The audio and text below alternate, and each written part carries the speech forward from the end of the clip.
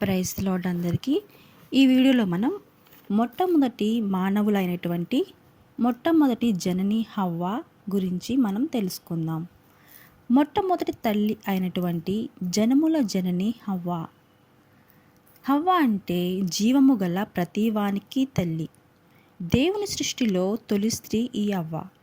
ఈ భూమి మీద మొదటి మాతృమూర్తి అవ్వ.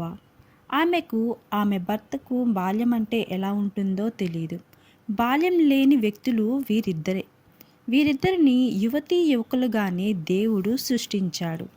ప్రతిరోజు దేవునితో సహవాసం కలిగి ఉంటూ పరలోకానికి సమానమైన ఏదెను వనంలో సంచరిస్తూ లోటు అనేది లేకుండా వారు హాయిగా జీవించాలని దేవుడు ఆశించాడు. అందుకే ఏదెను వనంలో సమస్తము సమృద్ధిగా ఏర్పరిచాడు. సర్వ సృష్టికి వారే పరిపాలకులు. అందమైన పువ్వులు, పక్షులు, మంచి వాతావరణం, మాట వినే జంతువులు అన్నీ ఉన్నాయి. తనను ప్రేమించే భర్త, ఆదరించే దేవుడు తోడుగా ఉన్నారు. ఇంతకంటే ఒక స్త్రీకి కావాల్సిందేముంది? అయితే హవ్వ మోసకరమైన అపవాది మాటలకు లొంగిపోయి లేని లోటుని ఊహించుకొని దానిని తీర్చుకోవాలని తపనతో దేవుని ఆజ్ఞను ధిక్కరించింది. తద్వారా తనకు, తన భర్తకు, సర్వ సృష్టికి కూడా దుఃఖాన్ని, శాపాన్ని, మరణాన్ని తెచ్చిపెట్టింది. అయితే అదే హవ్వ కుమార్తెలైనటువంటి వారు మనలో కూడా అబద్ధాలు లేకపోలేదు. వాటిని సవరించుకుని దేవుని కుమార్తెలుగా ఆయన సారూప్యాన్ని పొందాలి. అందుకే ఆది జనని అయిన హవ్వ మన అందరికీ మరుపురాని విలువలను నేర్పింది. వాటి ద్వారా మనం ఎటువంటి లక్షణాలను సవరించుకోవాలో వాటిని మాత్రమే చేయాలి. మన జీవితాలలో హవ్వ లక్షణాలు ఏ విధంగా ఉన్నాయో చూద్దాం. మొదటగా హవ్వ లక్షణాలలో మొదటిది సాటి అయిన, సహకారి అయిన అవ్వ. దేవుడు ఆదామును సృష్టించినప్పుడు ఆదాము ఒక్కడే ఉన్నాడు. ఏదెను వనంలోకి సాయంత్రం పూట వచ్చే దేవుడు తప్ప దినమంతా కూడా ఆదాము ఒంటరిగానే ఉండేవాడు. అందుకే దేవుడు ఆదాము పరిస్థితి చూశాడు. నరుడు ఒంటరిగా ఉండుట మంచిది కాదు, వానికి సటి అయిన సహకారం చేయాలని ఆయన తలిచాడు. అయితే ఆ సాటి అయిన సహాయాన్ని దేవుడు ఈసారి మట్టి నుంచి చేయలేదు. ఒకటే జీవితం, ఒకటే జీవంగా ఉండాలని. అప్పుడు దేవుడైన యెహోవా ఆదాముకు గాఢ నిద్రను కలగచేసి అతడు నిద్రించినప్పుడు తన ప్రక్కటెముకల్లో ఒక దానిని తీసి ఆ చోటును మాంసంతో పూడ్చివేశాడు.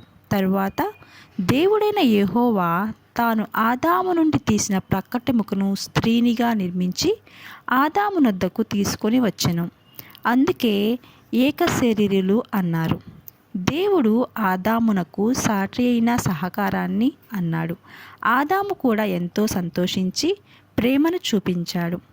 ఆదాము ఇలా అన్నాడు, నా ఎముకలలో ఎముక, నా మాంసంలో మాంసమా అని అన్నాడు. చాలా ప్రేమించాడు అవ్వను.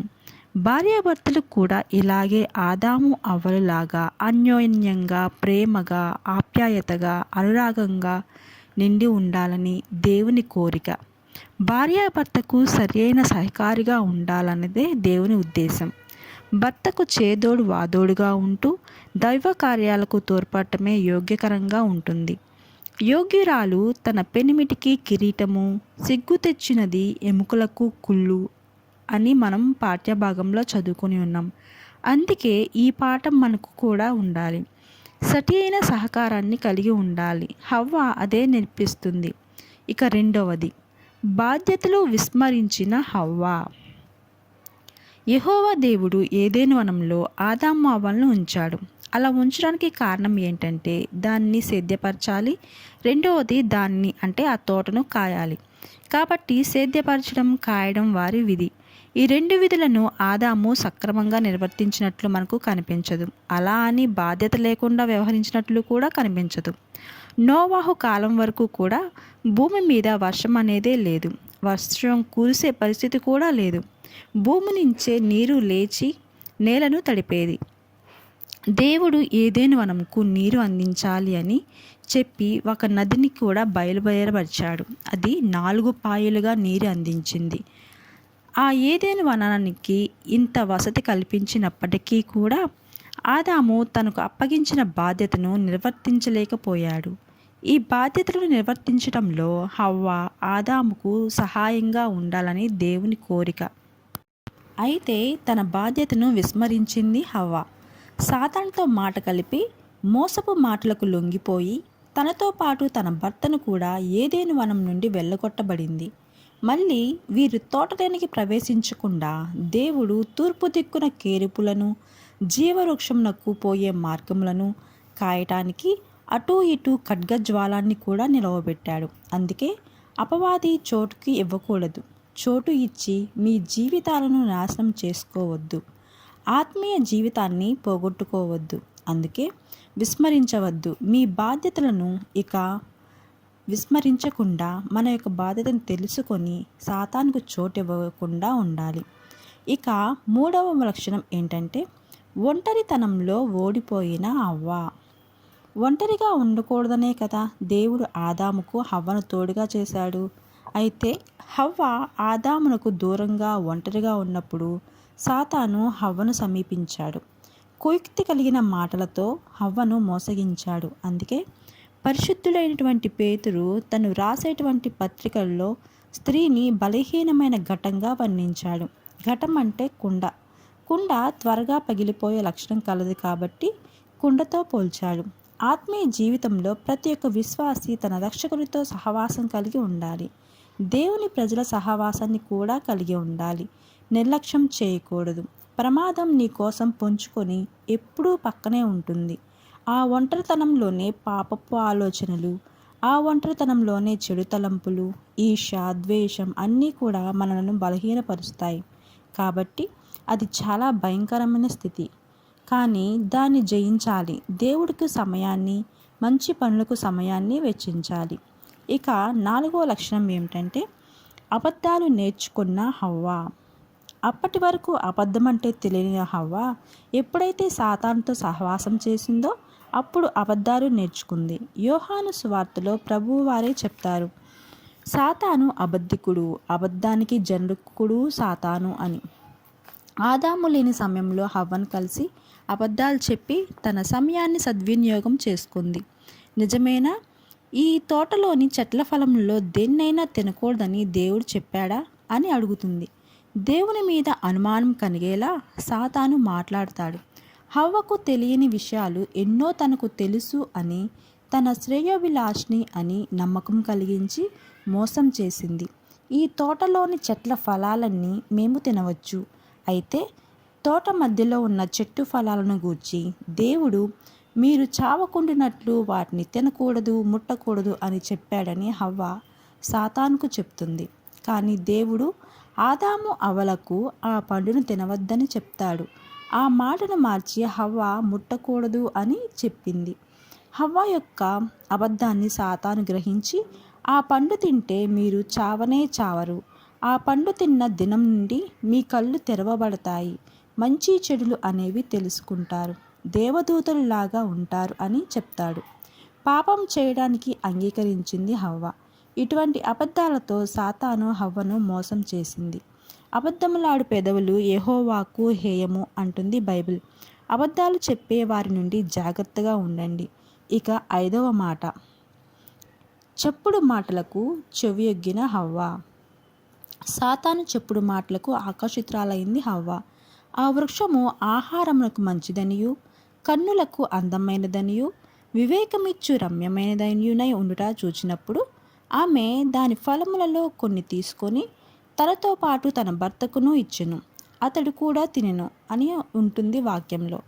తినవద్దు అన్న ఫలాలన్నీ కూడా సాతాను చెప్పుడు మాటలకు ఆకర్షితురాలై 3 పాపాలు చేసింది హవ్వ. 1 శారీరక, 2 నేత్రాస, 3 జీవపుడంబం. శరీరాస ఎందుకని అంటారా? ఆహారంనకు మంచిది అంటే మన ఆహారంకు మన శరీరానికి మంచిది అని అనమాట. అది శరీరాస. కన్నులకు అందమైనది, ఇది నేత్రాస. వివేకమిచ్చు రమ్యమైనది, ఇది జీవపుడంబము. మీరు కూడా ఇలాంటి లోక ఆకర్షణకు లొంగిపోయి దేవుని ఆజ్ఞలను అతిక్రమించకుండా మనల్ని మనం జాగ్రత్త పరచుకోవాలి. చెప్పుడు మాటలు వినటం వలన హవ్వ దేవునికి దూరమై సాతానుకు దగ్గరయ్యింది. మనం కూడా ఇలానే దేవునికి దూరమయ్యే ప్రమాదం ఉంది. ఇక 6వ లక్షణం, సత్యాన్ని కప్పిపుచ్చే ప్రయత్నం చేసింది హవ్వ. ఎప్పుడైతే ఆ పండు ఇద్దరూ తిన్నారో తాము దిగంబరులమనే సత్యాన్ని తెలుసుకొని సిగ్గుపడ్డారు. అందుకే అంజూరపు ఆకులతో తమ దిగంబరత్వాన్ని దాచుకున్నారు. తాము ఉన్న స్థితిలో దేవుని సన్నిధికి వెళ్ళటానికి కూడా భయపడి దాక్కుంటారు. ఇక 7వ లక్షణం ఏంటంటే సాకులు చెప్పడం నేర్చుకున్న హవ్వ. హవ్వ కూడా సాకులు నేర్చుకుంది. అంటే చూడండి, చల్లని పూట దేవుడైన యెహోవా ఏదెను వనంలో సంచరిస్తూ ఆదాము ఎక్కడున్నావని పిలిస్తే, ఆదాము నేను తోటలో ఉన్నాను, దిగంబరిగా ఉన్నాను, నాకు భయంగా ఉంది, దాక్కున్నాను అని చెప్తాడు. నీవు దిగంబరివి అని నీకు ఎవరు చెప్పారు? తినకూడదని నీకు ఆజ్ఞాపించిన వృక్షఫలాలు ఏమైనా తిన్నావా అని అడిగితే వెంటనే ఆదాము అంటాడు, నాకు నీవిచ్చిన ఈ స్త్రీయే ఈ వృక్షఫలాలు తెచ్చి ఇచ్చింది, అందుకే నేను తిన్నాను అంటాడు. అంటే ఆదాముది ఏమీ తప్పు లేదా? అంటే అపవాది వల్ల పండు తినడం వల్ల ఆదాము కూడా మారిపోయాడు చూడండి. అంటే ఆదాముది ఏది తప్పుందని మాట్లాడుతున్నాడు. మరి హవ్వను కూడా దేవుడు అడిగితే హవ్వ అంటది, సర్పము నన్ను మోసగించినందువల్లే నేను తిన్నాను అంటది.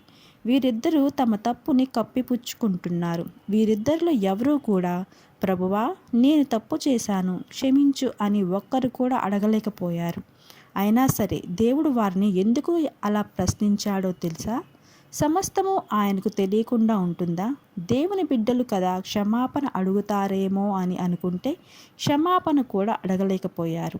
తప్పు నాది లేదంటే నాది కాదు అని ఒకరికొకరు సాకులు చెప్పుకుంటున్నారు. ఇక 8వ లక్షణం, ఊహించని ఫలితాన్ని ఎదుర్కొన్న హవ్వ. తమ బిడ్డలమైన సాతాను మోసగించింది హవ్వ. సర్పాన్ని దేవుడు శపించాడు. సర్ప సంతానానికి స్త్రీ సంతానానికి దేవుడు వైరం పెట్టాడు. పొట్టతో పాకుతూ మన్ను తినాలి అని సర్పానికి ఆదేశించాడు. నీ తల స్త్రీ సంతానం చేత చితకగొట్టబడుతుంది అని శాపం పొందింది సర్పం. హవ్వ యొక్క ప్రసవ వేదన, గర్భవేదన, ప్రయాస అధికం చేయబడతాయి. వేదనతో పిల్లల్ని కనాల్సి ఉంటుంది. భర్త పరిపాలనకు అధికారానికి కూడా స్త్రీకి అప్పగింపబడింది. హవ్వ ఇచ్చిన పండు తినడం వల్ల ఆదామును కూడా శపించబడి నేల శపించబడుతుంది. నేల ముళ్ళును గచ్చపొదలతో ఏర్పరిచింది. చెమటోడ్చి ఆహారం సంపాదించాల్సిన గతి పట్టింది. మన్ను నుండి తీయబడిన తను తిరిగి మన్నైపోవాలి అని దేవుని ఆజ్ఞ వచ్చింది. దేవునిపై ఉన్న విశ్వాసహీనత ఇప్పుడు హవ్వకు సమస్త సృష్టికి కూడా శాపాన్ని తెచ్చిపెట్టింది, శపించడానికి కారణం అయింది. హవ్వ ఆలస్యంగా ఆ విషయాన్ని గుర్తించింది. ఇంతవరకు సరియైన సహకారిగా ఆదాముకు హవ్వ ఉంది. అయితే అవిధేయత వల్ల, అత్యాశ వల్ల ఆదాము అధికారం కిందికి నెట్టివేయబడింది.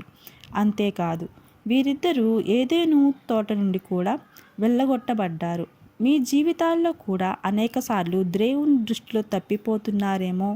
ఇది చిన్నదే అనుకోకు, చిన్నగా ఊహించుకోకు. ఊహించని ఫలితాన్ని ఎదుర్కొనవలసి వస్తుంది. దేవుడు మీకిచ్చిన సమయాన్ని సద్వినియోగం చేసుకొని మీ వల్ల మీకు, మీ కుటుంబానికి మంచి జరగాలే కానీ కీడు రాకుండా చూసుకోవాలి. ఇక 9వ మాట, దేవుని దయను ఆశ్రయించిన హవ్వ. దేవుని దయను ఆశ్రయించింది హవ్వ. ఏదెను వనంలో నుండి వెళ్ళగొట్టబడిన తరువాత తాను ఏమి పోగొట్టుకుందో, పోగొట్టుకున్న దాన్ని ఏంటో హవ్వకు గ్రహించింది, అర్థమైంది. తాను పొందిన సహవాసం, సంతోషం గుర్తుకు తెచ్చుకుంది. సృష్టిలో మొట్టమొదటి తల్లి అయినటువంటి స్త్రీ అయినటువంటి ఈ హవ్వ తన ప్రసవ వేదనలో, బాధలలో దేవుణ్ణి ఆశ్రయించింది. అందుకే కయీను జన్మించగానే యెహోవా దయగల వలన నేనొక మనిషిని సంపాదించుకున్నాను అని దేవుని దయను, కృపను గుర్తించింది.